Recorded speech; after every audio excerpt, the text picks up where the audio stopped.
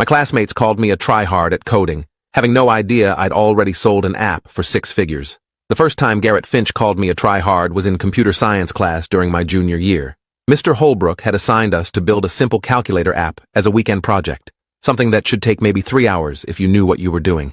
I finished mine in 40 minutes during lunch on Friday, added some extra features like scientific functions and a history log, then submitted it before the final bell. Monday morning, Garrett stood by my desk before class started, holding his phone with my submission pulled up on the class portal. He made sure everyone nearby could hear when he said that maybe I should try getting a life instead of spending my whole weekend brown-nosing the teacher with unnecessary features nobody asked for. His friends Kyle and Brendan laughed right on cue, and I just opened my textbook and pretended to read the same paragraph 5 times while my face burned. The thing was, I'd built and sold a productivity app called StreamTask to a major tech company for $375,000 when I was 15, 6 months before I even started at Riverside High. The money sat in a trust fund my parents had set up, earmarked for college and future investments, and the non-disclosure agreement I'd signed meant I couldn't tell anyone about the sale for 3 years. So when Garrett and his crew called me a try-hard for completing basic assignments efficiently, they had no idea I'd already done what most of them dreamed about doing someday. Garrett Finch was one of those kids who'd been coding since elementary school and made sure everyone knew it. He wore vintage Silicon Valley startup shirts and carried a laptop covered in programming language stickers, had strong opinions about which text editor was superior, and treated computer science class like it was his personal stage. Mr. Holbrook loved him because Garrett asked questions that sounded smart and always volunteered to demo his projects first. What Mr. Holbrook didn't see was how Garrett formed this toxic hierarchy in the class where he and his 2 friends, Kyle and Brendan, decided who was a real programmer and who was just pretending. They'd made it clear from day one that I was in the pretending category, that I was trying too hard to seem competent when I should just accept my place as a mediocre coder who got lucky with good grades. The irony was that StreamTask had been featured in Tech Insider magazine and had 50,000 active users before I sold it, but I couldn't say any of that without violating the NDA and potentially losing the deal's back-end royalties. So I just took their insults and kept my head down, counting the months until the NDA expired, and I could finally tell the truth. The breaking point came in November when Mr. Holbrook announced the winter project competition. We had 6 weeks to build any application we wanted, working solo or in teams of up to 3 people. The winner would get their project showcased at the district STEM fair and receive a recommendation letter from Mr. Holbrook for their college applications. Garrett immediately announced he was building an AI-powered study companion app that would revolutionize how students learned. He recruited Kyle and Brendan as his team and spent the next week telling anyone who'd listen about their innovative features and cutting-edge architecture. Meanwhile, I'd been sitting on an idea for months that I couldn't pursue while StreamTask was in active development, a collaborative coding platform for high school students that would make pair programming and project management actually accessible instead of overwhelming. I knew exactly how to build it because I'd identified the need while working on StreamTask and had spent months sketching out the technical architecture. I registered my project as Solo and titled it Code Bridge, keeping the description vague because I didn't want Garrett and his friends dissecting my idea before I'd even started building. The first week of development, I stayed after school in the computer lab every day until the janitor kicked me out at 6. I'd set up the basic back-end infrastructure and started building the real-time collaboration features that would be the app's core functionality. Thursday afternoon, I was deep in debugging a WebSocket connection issue when Garrett walked past my computer and stopped. He leaned over my shoulder without asking permission and watched my screen for a solid 30 seconds while I kept typing, trying to ignore him. He finally laughed and said out loud to Kyle, who was across the room, that I was building some kind of janky chat app like it was 2010, and AIM was still relevant. Kyle came over to look and made a show of cringing at my code, pointing out that my variable naming conventions were inconsistent and my comment formatting was messy.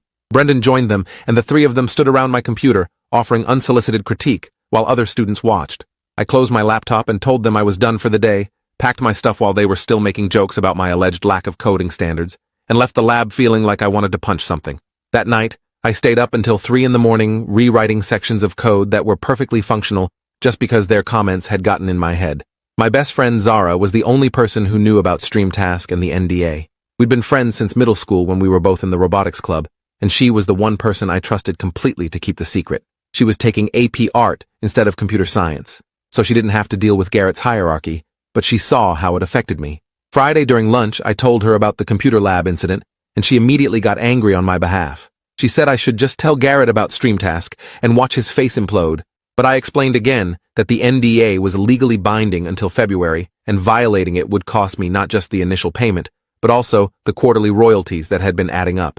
Zara asked what the royalties were currently worth, and I told her they'd been averaging about $5,000 per quarter, which meant I'd made an additional $60,000 since the initial sale. Her jaw literally dropped, and she said she couldn't believe I was sitting on almost $500,000, while Garrett Finch called me a tryhard for writing clean code.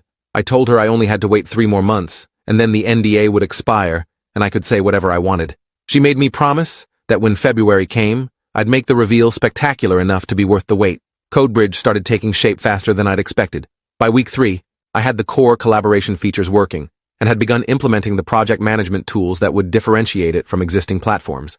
I'd designed the whole interface to be intuitive for beginners while still offering advanced features for experienced programmers, and I was genuinely proud of what I was building. The only problem was that every time I worked on it in the computer lab, Garrett and his friends found new ways to mock my progress. They'd screenshot my code and point out style choices they disagreed with, even though my code was functional and well documented. They'd ask in fake concerned voices if I needed help understanding certain concepts, then explain things I already knew in condescending detail. The worst part was that other students started joining in, sensing that making fun of me was socially safe because Garrett had marked me as a target. Kids who'd never written a line of code in their lives felt comfortable commenting that my project looked basic or unsophisticated because Garrett had established that as the acceptable opinion. I started working on CodeBridge exclusively at home to avoid the daily humiliation, only using the school computers when Mr. Holbrook required in-class work sessions. December brought the first project milestone check-in where Mr. Holbrook would review everyone's progress and provide feedback. We had to demo our applications in their current state and explain our development plans for the remaining 3 weeks. Garrett's team went first and showcased their AI study companion with a slick presentation and confident explanations of their machine learning models. Mr. Holbrook was clearly impressed, asking detailed technical questions that Garrett answered smoothly. The app looked polished in the demo, though I noticed they were showing mostly front-end mock-ups with limited actual functionality. When it was my turn, I pulled up CodeBridge and walked through the real-time collaboration features, showing how 2 users could edit code simultaneously with conflict resolution and integrated voice chat. I demonstrated the project board system and the code review tools I'd built, explaining how they addressed specific pain points I'd identified in existing platforms. Mr. Holbrook asked several questions about my technical implementation and seemed genuinely interested in the application's potential. Then Garrett raised his hand and asked in front of the whole class if I'd considered that tools like this already existed, and I was basically rebuilding GitHub Classroom without understanding what made GitHub actually good. Other students laughed, and I felt my face get hot. I said CodeBridge was focused on accessibility and lowering barriers to entry for high school students, which existing platforms failed to address adequately. Garrett smirked and said that sounded like a complicated way to admit I couldn't compete with real developers. That afternoon, I was in the school library trying to work on an English essay when my phone buzzed with a notification. Someone had created a private Instagram account called Riverside CS Rankings and had posted a tier list of everyone in our computer science class. Garrett, Kyle, and Brendan were in the S tier labeled Real Programmers. A handful of other students were scattered through A and B tiers. I was in F tier along with 3 other students, under a category labeled Tryhards and Frauds. The account had already gained 30 followers, all from our school. The post included a caption explaining that F tier represented students who worked hard but lacked natural talent and should probably consider other career paths. My hands were shaking as I screenshotted the post and showed Zara, who immediately reported the account to Instagram and told me to do the same. The account was taken down within 2 hours, but the damage was done. Everyone in computer science had seen it, and now the tier list was being referenced in class like an established fact. Students who'd previously been neutral toward me started treating me differently, like Garrett's public ranking had given them permission to dismiss my work. When I tried to participate in a class discussion about API design the next day, Kyle literally laughed and said maybe I should let the S tier handle the complex concepts. Mr. Holbrook told him to be respectful, but didn't actually address the underlying hierarchy that was poisoning his classroom. The winter project deadline was January 15th, which gave us 3 weeks after winter break to finish our applications. I spent most of break locked in my room working on CodeBridge, adding features and polishing the user experience until it was something I was genuinely proud of. I recorded a demo video showing all the functionality and wrote comprehensive documentation explaining the technical architecture. My parents kept asking if I was okay because I barely left the house except for mandatory family events, but I couldn't explain that I was trying to build something good enough to prove myself to people who'd already decided I wasn't worth respecting. Zara came over 3 days before school started again and forced me to take a break. We drove to this hiking trail outside of town and walked for 2 hours while she made me talk about something other than code. She asked if the competition was even worth this much stress, and I told her it wasn't really about the competition anymore. It was about proving that Garrett's ranking was wrong, that I belonged in computer science and deserved to be there just as much as anyone else. She said I was letting him get too far into my head, and I needed to remember that his opinion didn't define my worth. I knew she was right. but knowing something intellectually and feeling it emotionally were completely different things. School started again on January 3rd, and the computer lab immediately felt hostile. Garrett's team had apparently also worked through break because their AI study companion had several new features and a redesigned interface. They were showing it off to other students before class, and I heard multiple people say it looked professional enough to actually launch. When Mr. Holbrook walked in and saw the crowd around Garrett's laptop, he came over to look and spent 10 minutes praising their progress. Nobody asked to see CodeBridge, and I didn't offer to show it. During the classwork session, I focused on final bug fixes and optimization, trying to ignore the periodic glances and whispered comments from Garrett's corner of the lab. At one point, Kyle's voice carried across the room saying he'd heard I was building a group project platform, which was hilarious, because nobody would ever want to work with me on a group project. The other students within earshot laughed, and I kept my eyes on my screen and my hands on my keyboard, and told myself I only had to get through 12 more days until the deadline. Then the NDA would expire on February 1st, and I could finally tell everyone about StreamTask and watch their faces change when they realized who they'd been dismissing for 6 months.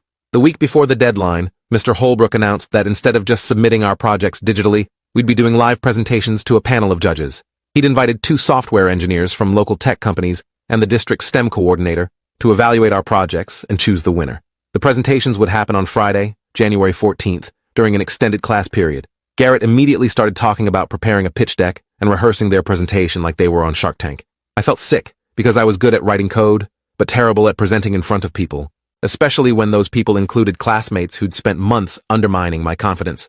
That night, I wrote and rewrote my presentation script until 2 in the morning, trying to find the right balance between technical detail and accessible explanation. I practiced delivering it to my bathroom mirror and hated how nervous I sounded, how my voice shook on certain words, how I couldn't maintain eye contact with my own reflection. I texted Zara asking if she could skip her AP art class to sit in the audience during presentations, and she responded immediately saying she'd already cleared it with her teacher, because she knew I'd need moral support. Presentation day arrived with the kind of gray winter weather that matched my mood exactly. The computer lab had been rearranged with chairs set up theater-style facing the front, where a projector displayed a title slide, reading Riverside High CS Winter Project Showcase. The 3 judges sat in the front row with Mr. Holbrook, holding scoring rubrics and looking professional. Students filed in talking and laughing, and I saw Zara slip in the back and give me a thumbs up. Garrett's team presented first and delivered exactly the kind of polished performance I'd expected. They had slick slides, confident delivery, and demonstrated their AI study companion with what looked like well-rehearsed scenarios. The judges asked questions about their machine learning models and data training, and Garrett answered smoothly with technical language that sounded impressive, even if I suspected some of it was vague hand-waving. The judges nodded and took notes and looked impressed. Kyle and Brendan played their supporting roles perfectly, jumping in with relevant details at the right moments. The presentation ended with the judges applauding and Mr. Holbrook beaming like a proud parent. 3 other teams presented before my turn, all showing competent but unremarkable projects. By the time Mr. Holbrook called my name, I felt like I might throw up. I walked to the front with my laptop while Garrett whispered something to Kyle that made them both snicker. I connected to the projector and pulled up my presentation, took a breath, and started talking. My voice came out steadier than I'd expected as I introduced CodeBridge and explained the problem it solved. I walked through the technical architecture, showing the real-time collaboration features and demonstrating how the conflict resolution worked when 2 users edited simultaneously. I showed the integrated project management tools and the code review system with inline commenting. The judges started asking questions, and I answered them, feeling my confidence grow as I talked about design decisions and implementation challenges. One of the software engineers, a woman named Diana Kim, seemed particularly interested in how I'd handled WebSocket scaling and asked several detailed technical questions. I was explaining my caching strategy when Garrett raised his hand. Mr. Holbrook told him to hold his questions until the Q&A portion, but Garrett just asked anyway. He wanted to know where I'd gotten the idea for CodeBridge, because it seemed similar to several existing platforms, and was I just copying features from GitHub and Discord without really understanding the underlying technical complexity? The room went quiet, and I felt everyone's eyes on me. Diana Kim looked annoyed at the interruption and said that was hardly a relevant question for judging, that iterating on existing solutions with improved accessibility was literally how technology progressed. But the damage was done. I could see other students nodding along with Garrett's implication that I was just copying rather than creating. I finished my presentation mechanically, no longer feeling any of the confidence I'd had moments before. When I sat back down, Zara caught my eye and mouthed that I'd done great, but I barely registered it. The remaining presentations blurred together, and I didn't process any of them. When everyone had finished, Mr. Holbrook thanked the judges and said they'd deliberate during lunch and announce the winner at the start of afternoon classes. He dismissed us and students filed out in groups, already discussing who they thought would win. I heard multiple people confidently predicting Garrett's team, saying their app was the most innovative and well-executed. Nobody mentioned CodeBridge, and I tried not to care. Zara found me in the cafeteria and forced me to eat something even though I had no appetite. She said my presentation was genuinely good and the judges seemed impressed, especially Diana. I told her it didn't matter because Garrett had already poisoned everyone against me. And even if the judges liked my project, Mr. Holbrook's opinion carried weight, and he clearly favored Garrett. Zara said I was catastrophizing and I needed to wait for the actual results before assuming the worst. We were still talking when my phone buzzed with an email notification. The sender was Diana Kim, and the subject line read CodeBridge and Future Opportunities. I opened it right there at the lunch table and read it twice to make sure I was understanding correctly. Diana explained that she was a senior engineer at a company called Pathfinder Technologies that built educational software. She'd been impressed by CodeBridge during my presentation and wanted to know if I'd be interested in discussing the project further, potentially as an internship opportunity for the summer or even as the foundation for a commercial product. She included her phone number and suggested we set up a call to discuss details. I showed Zara the email, and she literally screamed, making everyone in the cafeteria turn to look at us.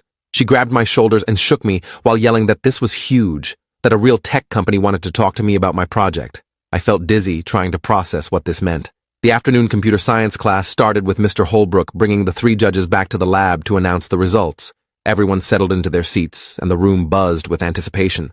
Mr. Holbrook gave a speech about how impressed the judges were with the overall quality of projects and how difficult the decision had been.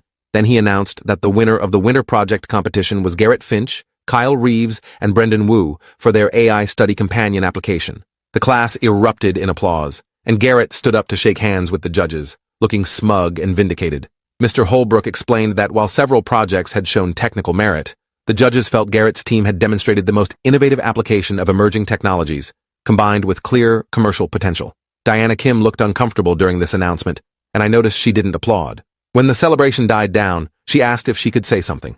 Mr. Holbrook looked surprised but nodded. Diana stood and addressed the class, saying that while the winning project was impressive, she wanted to highlight that innovation came in many forms. She specifically mentioned CodeBridge as an example of a project that showed deep understanding of user needs and elegant solutions to real problems, and encouraged me to continue developing it. A few people glanced my way, but most were still focused on congratulating Garrett and his team. The judges left, and Mr. Holbrook dismissed class early, so the winners could celebrate. I left the building without talking to anyone, and drove home in a fog. The logical part of my brain knew that Diana's email was objectively more significant than winning a high school competition. A real tech company's senior engineer had reached out about potentially commercializing my project. That was huge. But emotionally, I just felt like I'd lost to Garrett again, like the months of work and humiliation had been for nothing because he'd still ended up on top. I sat in my car in my driveway for 20 minutes before going inside, trying to organize my thoughts into something coherent. My mom found me in my room an hour later, lying on my bed staring at the ceiling. She asked how the presentation went, and I told her I'd lost to Garrett, but got an email from a judge about potential opportunities. She sat on the edge of my bed and said that sometimes not winning was actually winning in disguise, that the right people noticing your work mattered more than a popularity contest, judged partly by a teacher who played favorites. I told her about the NDA expiring in 2 weeks, and asked if she thought I should even bother telling anyone about StreamTask, or if it would just look like sour grapes at this point. She said the truth was the truth regardless of timing, and I'd earned the right to be proud of my accomplishments, even if it made other people uncomfortable. The next 2 weeks crawled by with Garrett's win being the dominant topic in computer science. Mr. Holbrook devoted class time to helping Garrett's team prepare their presentation for the district STEM fair and largely ignored the other projects. I stopped participating in class discussions and just focused on completing assignments, counting down the days until February 1st, when the NDA would expire and I could finally speak freely about StreamTask. I'd been going back and forth on whether to say anything publicly or just let it stay private knowledge, but every time Garrett made another comment about tryhards or Brendan smirked when I answered a question in class, my resolve hardened. I was going to tell everyone about StreamTask, and I was going to do it in a way that made the truth impossible to dismiss or minimize.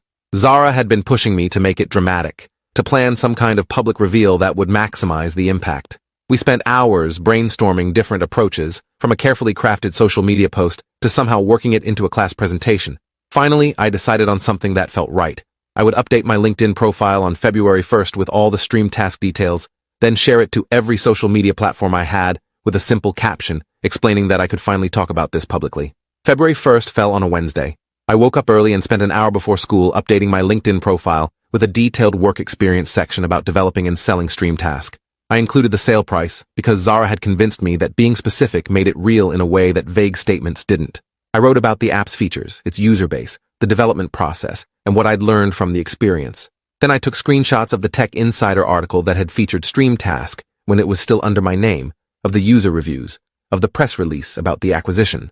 I compiled everything into a Twitter thread with receipts for every claim, cross-posted it to Instagram and Facebook, and tagged it with Riverside High so students from my school would see it. I wrote a caption explaining that I'd been under NDA until today and was excited to finally share this accomplishment. Then I hit post at 7:30 a.m. and immediately felt like I might throw up from nerves and adrenaline. I turned off my phone and drove to school, telling myself I wouldn't check the responses until lunch. I made it until third period before my curiosity won, and I pulled out my phone in the bathroom between classes. The posts had exploded. My Twitter thread had 300 retweets and 500 likes. The Instagram post had 250 likes and 40 comments. People from school were tagging their friends, sharing screenshots, arguing in my comments about whether it was real. Several people had found and shared the original Tech Insider article, confirming that StreamTask was indeed developed by someone with my real name. Garrett had commented on my Instagram post saying source with a laughing emoji, and 5 people had responded to him with links to the article and other verification. Someone had created a new post comparing my StreamTask sale to Garrett's winter project win, pointing out that I'd literally sold an app for hundreds of thousands of dollars before even starting high school. Zara had commented a string of fire emojis and, finally, in all caps. I was still scrolling through responses when the first bell rang for fourth period. I walked into computer science, with my phone still in my hand, and saw that half the class was already there, clustered in small groups talking and looking at their phones. The conversation stopped when I walked in and everyone turned to stare at me. Garrett was standing by his desk with his laptop open, presumably having just looked up my posts. His face was red, and his jaw was tight, and he didn't say anything as I walked past him to my seat. Mr. Holbrook started class by asking everyone to put phones away and focus, but the energy in the room was completely different from normal. People kept glancing at me and whispering to each other. Kyle passed a note to Brendan, who read it and looked over at me with an expression I couldn't interpret. Halfway through Mr. Holbrook's lecture about database optimization, Garrett raised his hand. He asked if we could take a few minutes to discuss something relevant to the class, since apparently we had a celebrity entrepreneur among us who'd been hiding his success. Mr. Holbrook looked confused and asked what Garrett meant. Garrett pulled up my Twitter thread on his laptop and turned it around to show the teacher, explaining that I'd just revealed I'd sold an app for $375,000 before starting at Riverside High. The class erupted in conversation and Mr. Holbrook held up his hand for quiet while he read through my posts. His face went through several expressions as he scrolled, landing on something between surprise and concern. He looked at me and asked if this was accurate, if I'd really developed and sold a productivity app as a high school freshman. I said yes, and that I'd been under NDA until today, which is why I hadn't mentioned it before. The class went completely silent. Mr. Holbrook seemed unsure how to proceed. He said this was certainly impressive and congratulations on my success, but we needed to return to the day's lesson plan. Garrett interrupted and said he thought it was relevant to discuss because it raised questions about the winter project competition. If I'd already developed and sold a commercial application, did I have an unfair advantage in the competition? Should I have been competing against students who were still learning when I apparently had professional level experience? Several students nodded in agreement, and I felt my face get hot. Diana Kim's email suddenly made more sense in this context. She'd recognized professional level work because it was professional level work. But Garrett was trying to reframe my experience as cheating rather than achievement, and I could see some students buying into that narrative. I raised my hand, and Mr. Holbrook called on me looking relieved to shift the conversation. I explained that having experience didn't make me a cheater any more than Garrett's years of childhood coding made him a cheater. The competition was about building a project in 6 weeks with current skills, and everyone had brought their current skills to it, regardless of their background. The fact that my skills were more developed because I'd invested years of work didn't invalidate my participation. The debate continued for the rest of class with students taking sides. Some thought I should have disclosed my background before the competition, that hiding it was deceptive even if technically allowed. Others argued that there was no rule requiring disclosure of previous experience, and Garrett was just bitter that his winner status now looked less impressive in comparison. A few students started questioning whether Garrett's team had really deserved to win if my technically superior project had lost to what was essentially a popularity contest. Mr. Holbrook looked increasingly uncomfortable, and finally shut down the discussion by saying the competition results were final and everyone had followed the stated rules. But I could tell the conversation wasn't over. At lunch, Zara found me and reported that my posts were spreading beyond just our school. She'd seen them shared in several local tech community groups, and someone had posted them to Reddit's R programming subreddit where they were gaining traction. Her phone showed me the Reddit thread, which had over 500 upvotes and 200 comments. Most were positive, praising my accomplishment, and criticizing what they saw as my classmates' tall guy syndrome. Several commenters with professional software engineering backgrounds were analyzing the technical details I'd shared about StreamTask's architecture and confirming it showed genuine expertise. One comment with 300 upvotes read, "This kid built and sold a real product with active users while his classmates were still figuring out Hello World, and they called him a try-hard. The cognitive dissonance is chef's kiss." The next day, the local tech news blog picked up the story. Their headline read, "Riverside High student kept six-figure app sales secret for 3 years due to NDA." The article interviewed me over email, asking about the development process, the NDA experience, and how it felt keeping such a significant achievement private. I explained the situation carefully, focusing on my own experience rather than attacking anyone else, but I did mention feeling isolated by not being able to share my background when classmates dismissed my abilities. The article went semi-viral in regional tech circles, and by Friday, I'd received interview requests from 3 different podcasts and a request to speak at a local tech meetup. My LinkedIn connection requests had jumped from 25 to over 300, most from people in the tech industry, offering advice, opportunities, or just congratulations. Garrett hadn't spoken to me since Wednesday, but I'd overheard him telling Kyle that the whole thing was overhyped, that selling one app didn't make someone a genius, that plenty of people got lucky with viral products. Kyle had agreed enthusiastically, but I noticed Brendan hadn't joined the conversation and had actually liked one of my Instagram posts, which felt significant. The district STEM fair was the following Saturday, and Garrett's team was representing Riverside High with their AI study companion. I hadn't planned to attend, but Zara convinced me to go as moral support for some friends from her AP art class who had projects displaying. We walked through the gymnasium looking at projects from different schools, stopping to talk to people we knew. I saw Mr. Holbrook near the computer science section with Garrett, Kyle, and Brendan, helping them set up their display. Their project board looked professional with printed screenshots and technical diagrams. Other students and parents were already gathering to see their demo. Then, I noticed Diana Kim walking through the gym with 2 other people I didn't recognize, all wearing Pathfinder Technologies name badges. She saw me and waved, walking over with a smile. She introduced her colleagues as the company's CTO and head of product, explaining they'd come to scout interesting student projects. She asked if I'd had a chance to think about her email and whether I'd be interested in discussing CodeBridge further. I said yes, absolutely, and she handed me her business card saying to call her Monday to set up a proper meeting. Her CTO mentioned he'd seen the articles about StreamTask and was impressed by both the technical execution and the maturity I'd shown in handling the NDA situation. We talked for maybe 10 minutes about my development process and future plans before they excused themselves to continue looking at projects. I watched them walk toward the computer science section where Garrett's team was set up. They stopped at several projects before reaching Garrett's, spending a few minutes watching his demo and asking questions. From my position across the gym, I could see Garrett's animated presentation style and the Pathfinder team's polite but not particularly enthusiastic responses. They moved on after about 5 minutes, which I knew from experience was less time than they'd spent talking to me. Zara elbowed me and said karma was real, and I was watching it happen in real time.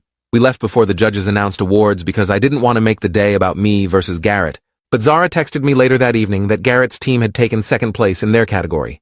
The winner was a senior from another school who'd built an accessibility app for students with visual impairments. The text included a photo Zara had sneakily taken of Garrett's face during the announcement, and I had to admit, he looked devastated. I felt a moment of something like sympathy, understanding how much losing hurt when you'd been confident in winning before remembering all the times he'd made me feel worthless in computer science class. The sympathy faded pretty quickly. Monday after school, I drove to a coffee shop near downtown for my meeting with Diana Kim.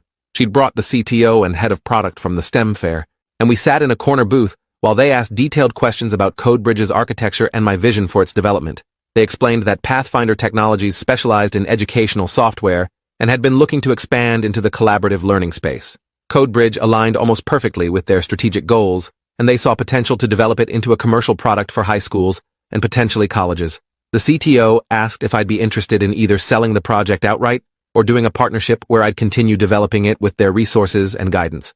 I'd learned from the StreamTask experience that I needed to think carefully about these decisions rather than jumping at the first offer, so I told them I was definitely interested but wanted to understand all the options before committing. We spent 2 hours discussing different scenarios, from a full acquisition to a development partnership to a summer internship where I'd work on CodeBridge as part of their product team. By the end of the meeting, they'd sent me home with a formal proposal document to review with my parents and told me to take as much time as I needed to decide. The news about Pathfinder Technologies' interest in CodeBridge spread through school faster than my StreamTask reveal had. Someone had seen us at the coffee shop and posted a photo to Instagram asking if I was in a business meeting, and within a day, everyone seemed to know a tech company was interested in my winter project. The narrative around the competition results shifted dramatically. Students who'd accepted Garrett's win as deserved started questioning whether the judges had made a mistake, whether Mr. Holbrook's favoritism had influenced the outcome, whether Garrett's project was actually as innovative as everyone had thought. I heard multiple conversations in the hallway debating whether an AI study companion that used pre-trained models was really more impressive than a collaborative platform with custom architecture built from scratch. Garrett's victory started looking less like validation of his superiority and more like a popularity contest that had gotten the results wrong. The Instagram account Riverside CS Rankings had been recreated by someone else with a new tier list.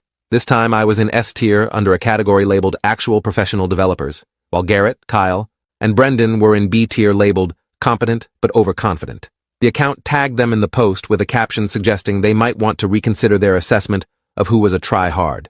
Things got worse for Garrett when one of the software engineer judges, a guy named Christopher Vega, posted on LinkedIn about the winter project competition. He'd written a long piece about the challenges of judging student work and had included a paragraph that didn't name names, but was obviously about CodeBridge versus Garrett's project. He explained that sometimes judges had to choose between technically impressive work that showed depth of understanding versus flashy presentations that looked good but had questionable underlying implementation. He admitted that in retrospect, he thought they'd weighted presentation skills too heavily and hadn't done enough technical digging to evaluate whether projects were built on solid foundations or clever shortcuts. The post gained traction in local tech communities, and someone from Riverside High shared it to our school's general Instagram with a caption asking if this was shade toward Mr. Holbrook's favorite students. Comments filled with students saying they'd known all along that Garrett's team had won on charm rather than substance. I saw the post and felt a complicated mix of vindication and discomfort. I'd wanted people to recognize that Garrett's dismissal of my abilities was wrong, but I hadn't wanted to completely destroy his reputation in the process. By mid-February, the social dynamics in computer science had completely flipped. Students who'd previously ignored me started trying to partner with me for assignments.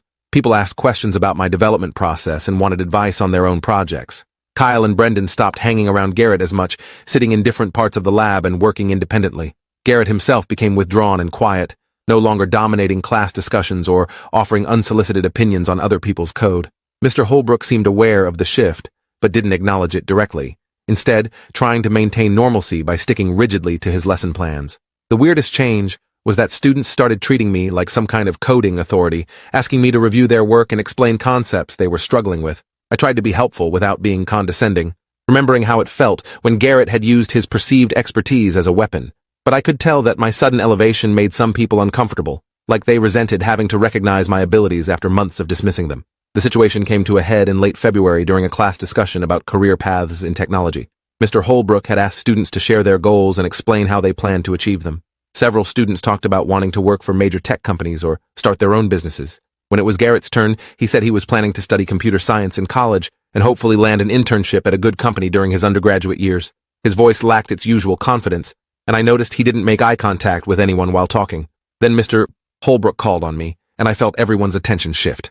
I said my immediate goal was finishing high school and deciding what to do about Pathfinder Technologies' offer. Longer term, I wanted to keep building products that solved real problems for real users, whether that meant working for a company or continuing to develop my own applications. I mentioned that the StreamTask experience had taught me I was more interested in the building process than the business side, so I'd probably end up as an engineer rather than an entrepreneur. Garrett's hand shot up and Mr. Holbrook called on him, looking nervous. Garrett asked if I ever felt weird about being so far ahead of everyone else, if it was lonely being the only person in class with professional experience. The question caught me off guard because it was the first direct interaction we'd had in weeks. I thought about how to answer honestly without being cruel. I said that being unable to talk about StreamTask for 3 years had definitely been isolating, especially when people dismissed my abilities without knowing my background. But I also said that having professional experience didn't make me better than anyone else, just differently experienced. Everyone in the class was at their own point in their learning journey, and the goal wasn't to rank ourselves against each other, but to help each other grow. I looked directly at Garrett when I said that using expertise as a weapon to put others down was toxic, but so was using success as a weapon to retroactively prove you'd always been superior. What mattered was building things you were proud of and treating other people with respect, regardless of their skill level. The class was completely quiet, and I could see several students nodding. Garrett's face was unreadable, but he didn't look angry, just tired. After class, he stopped by my desk while I was packing up and asked if we could talk. I said sure, expecting some kind of confrontation, but he just stood there for a minute looking at the floor before finally speaking. He said he was sorry for how he'd treated me, that he'd been insecure about his own abilities, and had dealt with it by tearing down anyone who threatened his position as the top student. He said, watching me get opportunities with Pathfinder Technologies while he got second place at the STEM fair had forced him to confront the fact that he'd based his entire identity on being the best coder in the room, and learning he'd never actually been the best was devastating. I told Garrett I accepted his apology, but that understanding where his behavior came from didn't erase the impact it had had on me. I explained that months of daily humiliation and dismissal had done real damage to my confidence and my enjoyment of coding, that I'd started to doubt my own abilities despite having literal proof of my competence. I said I appreciated him taking responsibility, but he needed to understand that saying sorry didn't automatically fix everything or entitle him to forgiveness. He nodded and said he wasn't expecting instant forgiveness, just wanted to acknowledge he'd been wrong and try to do better going forward. We stood there in the empty classroom for another minute in awkward silence before Brendan appeared in the doorway. He said Kyle was waiting outside and they were all going to get food if I wanted to come. I was surprised by the invitation but said yes, figuring that if Garrett was genuinely trying to change, I could at least give him a chance to prove it. We ended up at a burger place near school where the conversation was stilted at first, but gradually became more natural. Kyle apologized too, saying he'd gone along with Garrett because it was easier than standing up to him, but he regretted not questioning the hierarchy they'd created. Brendan admitted he'd felt uncomfortable with how they'd treated me, but hadn't known how to address it without becoming a target himself. Over the next few weeks, something strange happened. Garrett and I didn't become friends exactly, but we developed a working relationship that was actually productive. We ended up as partners for a class project about database design, and I was surprised to find that when he wasn't trying to prove his superiority, he was actually a competent programmer with good ideas. We split the work evenly and both contributed meaningfully to the final product. Other students noticed the shift, and the toxic competitive atmosphere in computer science gradually dissipated, replaced by something closer to actual collaboration. Mr. Holbrook seemed relieved by the change and started structuring classes to encourage teamwork rather than individual competition. He also pulled me aside one day to apologize for not addressing Garrett's behavior earlier, admitting he'd recognized the problem but hadn't known how to intervene without making it worse. I told him that acknowledging it now was better than never acknowledging it, and suggested he consider implementing clearer anti-bullying policies for future classes. He actually took my feedback seriously and introduced a classroom conduct agreement the following month that explicitly prohibited putting down other students' work or abilities. I signed the partnership deal with Pathfinder Technologies in March. After weeks of discussions with my parents and reviewing multiple versions of the contract, we agreed on an arrangement where I'd maintain creative control over CodeBridge, while Pathfinder provided resources, infrastructure, and business guidance to turn it into a commercial product. They'd hire me as a part-time developer during the school year and full-time during the summer, paying me a salary plus equity in the project. The deal wasn't as financially dramatic as the StreamTask sale, but it was structured to be sustainable long-term rather than a one-time payment. My parents helped me set up a proper business entity and separate bank account, so I could manage the income appropriately. When the deal was finalized, I posted about it on social media with a more measured tone than my StreamTask reveal, focusing on excitement about the opportunity, rather than proving anything to anyone. The response was overwhelmingly positive, with current and former classmates congratulating me and several teachers commenting about being proud of my success. Garrett liked the post and left a comment saying the tech industry was lucky to have developers who actually cared about solving problems instead of just chasing clout. I appreciated the acknowledgement, even though part of me noted the irony of him saying that after months of chasing clout himself. Senior year started with me splitting time between school and remote work for Pathfinder Technologies. I'd rearranged my schedule to take morning classes and work from home in the afternoons, developing CodeBridge into a full-fledged platform. The company had assembled a small team around the project, and I was collaborating with professional designers and product managers to refine the user experience and add features I'd never have been able to build alone.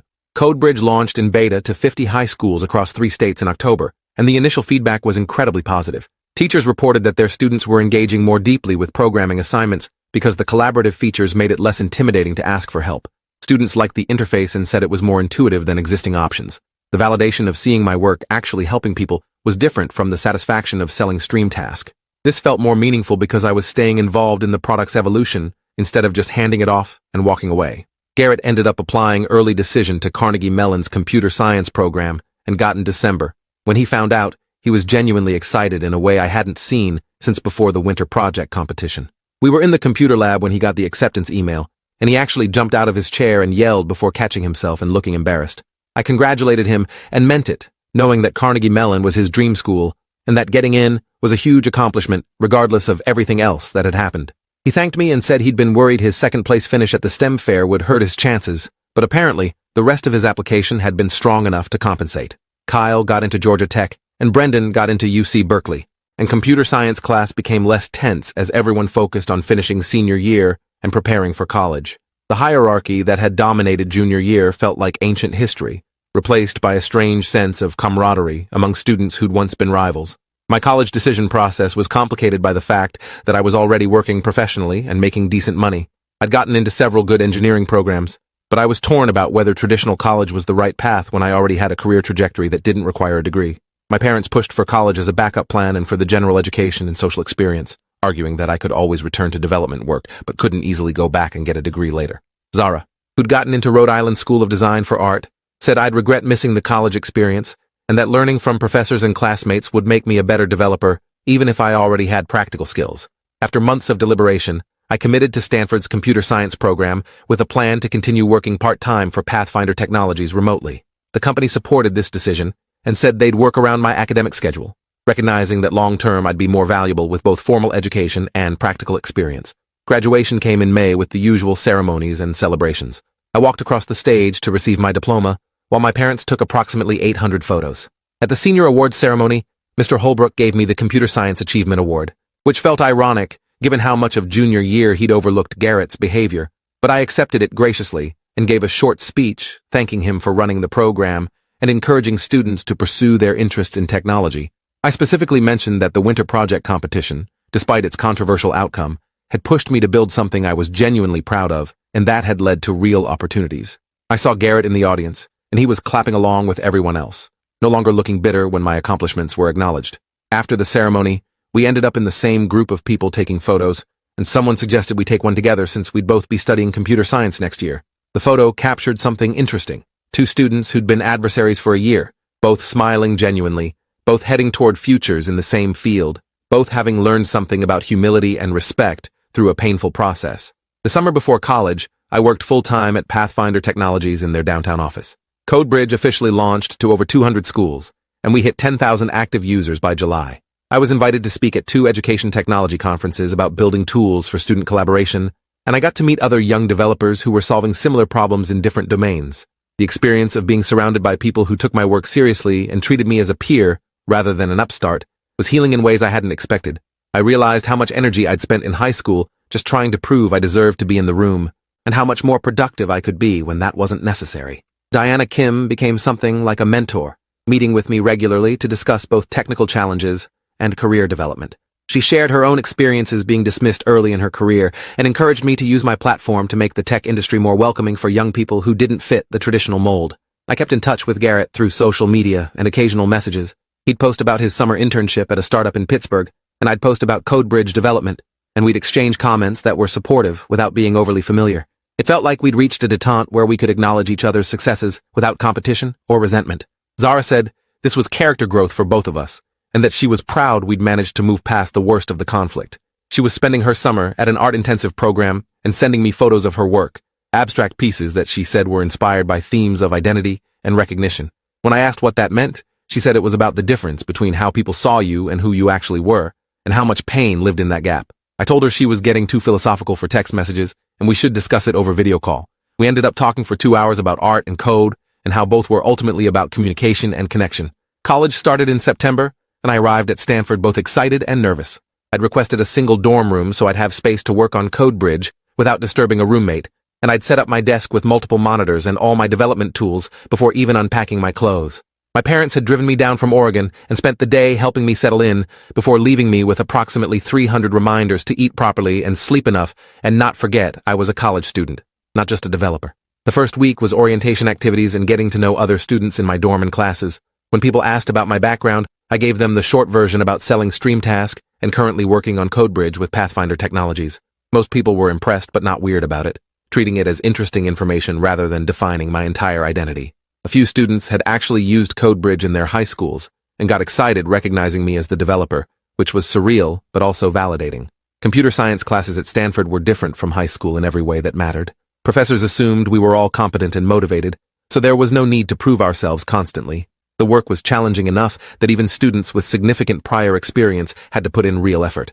I ended up in study groups with people who'd been coding since childhood and people who'd only started in high school, and everyone contributed valuable perspectives regardless of their background. The collaborative atmosphere was everything computer science class at Riverside High hadn't been. and I found myself actually enjoying the academic side of programming in a way I hadn't since before Garrett had poisoned that environment. I joined a project team, building an open-source tool for code education, and got to work with a graduate student who'd published research on collaborative learning. The experience reinforced that I'd made the right choice coming to college, rather than diving straight into full-time work. Thanksgiving break, I went home to Oregon and met up with Zara, who was back from RISD for the week. We got coffee at our old spot, and spent hours catching up on college life. She showed me photos of her art projects, and talked about the intensity of studio classes and the amazing artists she was learning from. I told her about Stanford and CodeBridge's continued growth, and about finally feeling like I was in an environment where I could just focus on building things without constantly defending my right to be there. She said I seemed lighter, less weighed down by the need to prove myself. I told her that distance from high school had given me perspective on how toxic that whole situation had been, that I'd internalized Garrett's assessment of me way more than I'd realized at the time. She said, trauma was like that. It shaped your self-perception even when you knew intellectually that the person hurting you was wrong.